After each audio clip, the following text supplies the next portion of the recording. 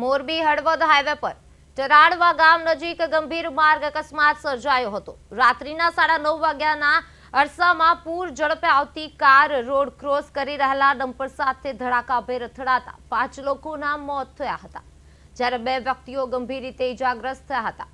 અકસ્માતની આ ઘટના સીસીટીવીમાં પણ કેદ થઈ છે અને આ અકસ્માતમાં કારમાં સવાર કુલ 7 વ્યક્તિઓ પૈકી 3ના ઘટના સ્થળે જ, જ્યારે 2 વ્યક્તિના સારવાર દરમિયાન મોત થયા હતા।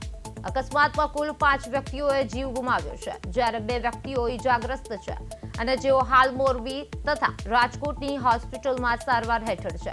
મૃતકોના પરિવારજનોના જણાવ્યા અનુસાર તેઓ હળવદ તાલુકાના માનસર ગામ પાસે બાઇક સ્લીપ થવાથી ઇજાગ્રસ્ત થયેલા એક વ્યક્તિને હોસ્પિટલે લઈ જઈ રહ્યા હતા અને આ અકસ્માતની જાણ થતાં હળવદ તાલુકા પોલીસ સ્ટેશને કરવામાં આવતા પોલીસે બનાવની નોંધ કરી અને વધુ તપાસ હાથ ધરી છે।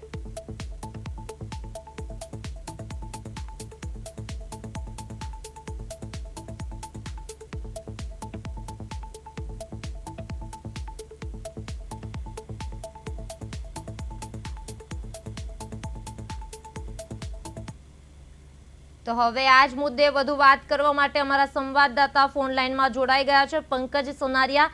જી પંકજ, ચરાડવા ગામ નજીક અકસ્માત કેવી રીતે સર્જાયો હતો?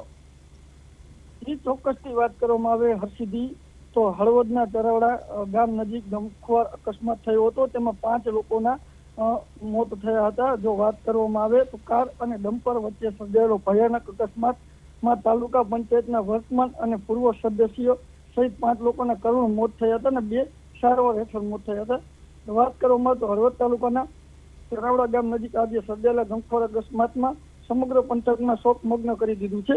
આ અકસ્માતમાં તાલુકા પંચાયતના સદસ્ય પ્રેમજીભાઈ ગઢૈયા, તાલુકા પંચાયતના પૂર્વ સદસ્ય સુરેશભાઈ શિરૈયા, ભરતભાઈ ગઢૈયા, વિરમભાઈ ગઢૈયા અને પરેશભાઈ ગઢૈયાનું મોત નીપજ્યા હતા। એક જ અકસ્માતમાં 2 રાજકીય આગેવાનો સહિત 5 આસપાસ વ્યક્તિના અકાળ અવસાનથી હળવદ પંથકમાં શોકની લાગણી ફેલાઈ ગઈ છે। જી, હાલ પોલીસ દ્વારા સમગ્ર મામલે કોઈ કાર્યવાહી કરવામાં આવી રહી છે? જી ચોક્કસથી વાત કરવામાં આવે તો ગઈકાલે જ પોલીસે ઘટના સ્થળે જઈ અને પંચનામું અને જે કાગળિયાની કાર્યવાહી છે તે જ કરી હતી। જી, સમગ્ર માહિતી બદલ આપનો આભાર।